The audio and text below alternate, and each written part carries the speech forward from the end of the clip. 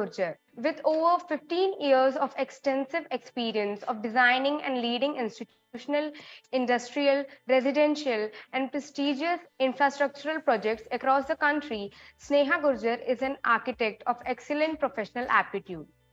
As a director at CEM Engineers, one of the India's leading comprehensive consultancy for masters planning, architectural design, engineering, and project management services, she has been instrumental in steering the growth trajectory of the firm over the past decade. Over the years, she has spearheaded the development of several projects, including mission critical facilities, radiochemical laboratories, nuclear safety structures, nuclear waste management facilities, communication infrastructure, and blast resistant facilities. Being associated with such complex and momentous projects illustrate the length and breadth of Sneha's experience and the proficiency of her professional knowledge. Today, Ms. Sneha will be talking on construction safety guidelines and regulations. So let's welcome Ms. Sneha. Construction safety practices obviously are applicable across the length and breadth of the projects that we see within the construction industry today. You do have a brief introduction of what we do. So we are a 40-year-old comprehensive project consultancy operating in the construction industry and working across a large breadth of projects. This gives us a good insight into what kind of construction practices are followed across the various sectors that we work in. Here, I have just highlighted some incidents that get reported. Now, you can see here that it's not just the people within the construction site that are affected. It is also, because construction sites are a part of our larger level infrastructure or cities, it's also the general public which is affected here. So you have a case of a woman getting affected by some construction equipment which was not handled well on a construction site, or within the construction project itself, the workers get affected.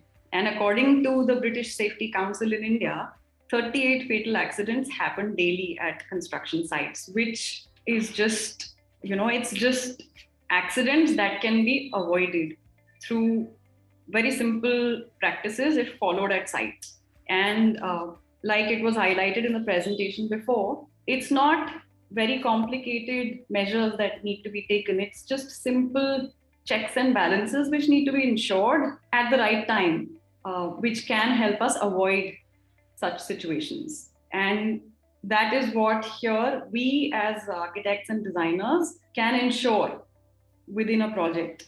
So there are across the length and breadth of the industry, you have standards which are put out, international standards, you have OSHA standards, you have ISO standards, you have Indian standards, you have safety regulations now issued by CPWD as well. So as far as the government is concerned, the entire framework is in place as for what needs to be done. The gaps that we see mostly are in implementation, and a good construction safety plan, it's a result of a well-considered, well-planned, and a well-executed strategy.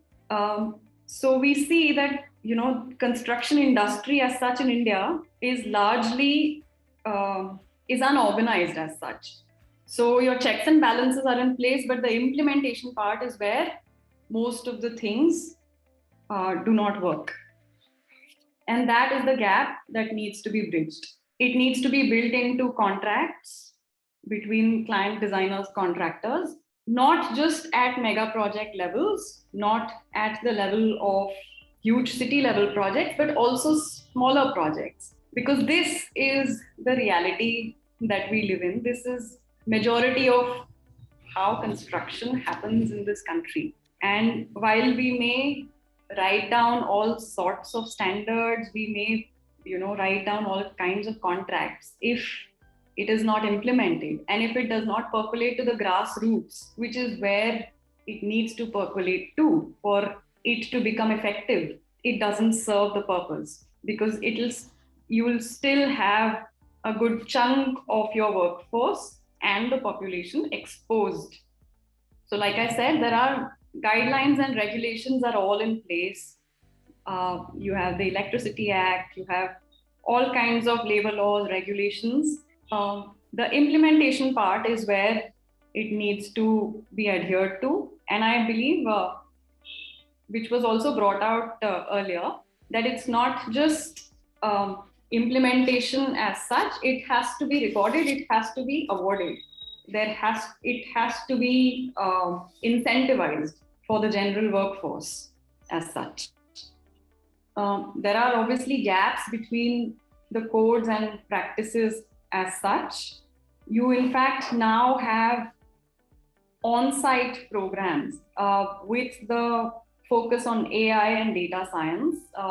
Fortunately, construction industry, which is very slow to adapt to changes and technology, we do have AI percolating into the construction industry, the project management side of it, the execution side of the industry as well. So you have programs like computer vision, which utilize AI in construction for safety of the people at site. You have whether it is using AI to ensure that trained workforce is executing work, it recognizes anomalies, it classifies acts as safe, unsafe, and it reports these issues. So it's become easier to track these things. Accountability, of course, helps in this case. There are also safety, health, and environment standards and programs now which use data analytics. So, what EHS standard is being followed? What is the baseline? How far is that project team from good practices can be reported up into the organization, which I believe is extremely helpful in bringing construction safety onto projects.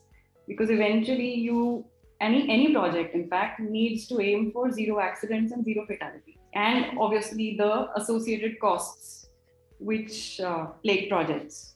And lastly, the marginalization of construction workers because of the huge size of the workforce that we have, and how unorganized and competitive the construction industry is, makes them especially vulnerable in terms of poor occupational health and safety standards and lack of enforcement. So that, which we started out with a video, can result in lives being affected and families being affected. So I think we should take consideration of this and go forward.